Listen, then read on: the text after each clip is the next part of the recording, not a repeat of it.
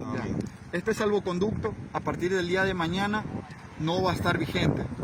¿Por qué? Por falsificación de algunas personas para poder circular. ¿Ok?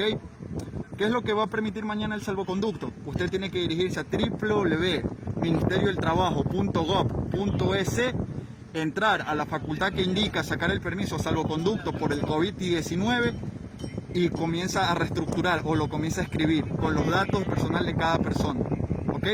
En el cual va a estar incumpliendo nombre y apellido de la persona, número de cédula. Asimismo, si la persona circula en un vehículo, la placa del vehículo en el cual se va a movilizar.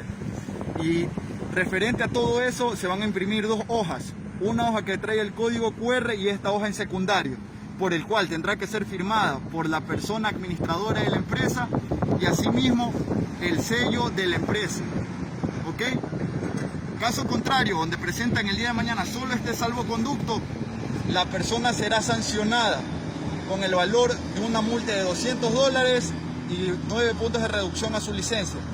Agente 1017 Moreno está informando del caso. ¿Está bien? Listo, amigo. Gracias, yo le agradezco bastante.